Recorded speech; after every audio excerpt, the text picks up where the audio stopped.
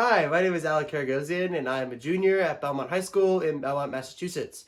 Since diabetes runs in my family, I was interested in learning more about it.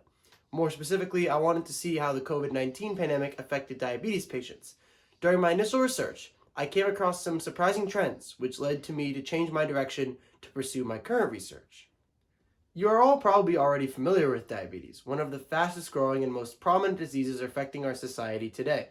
Diabetes cases have increased from over 23 million people in 2015 to about 34 million people in 2020, and are continuing to rise at a rate of 1.5 million new patients per year. Insulin is the primary treatment for diabetics. I was surprised to learn that the cost of insulin per vial has skyrocketed between 1996 and 2019, from $21 to $275 respectively. With the rise of diabetes, I would have expected insulin usage to continually increase as well. However, based on my research, I encountered a counterintuitive trend that insulin use may actually be declining since 2018. Since it is difficult to find precise unit sales data from manufacturers, I decided to parse through the FDA adverse event databases. FDA maintains two of these databases separately for pharmaceuticals and medical devices, where manufacturers, healthcare providers, and consumers can submit reports of incidents. This can be used as a rough gauge for trends relating to the usage of either medications or products. My research revealed that insulin adverse events have declined over 14% from 2018 to 2021.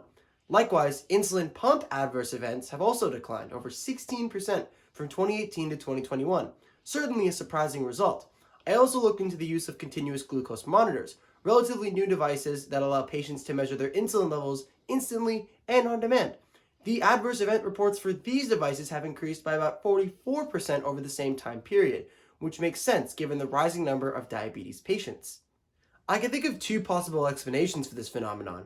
On one hand, the rising cost of insulin may be causing lower income and underinsured patients to forgo treatment, as they allocate their budgets elsewhere. If this is the case, it has significant long-term public health implications for our society.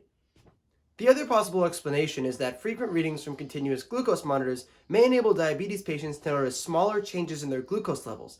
Therefore, they could take behavioral action before insulin may be needed. If this is the case, these devices are not merely offering convenience, but are also impacting overall demand, which may influence the overall economics of insulin. Either possibility merits further investigation.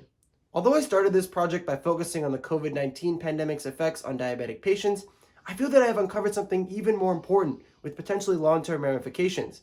I hope to continue pursuing similar projects in the future. Thank you for the opportunity to present my findings.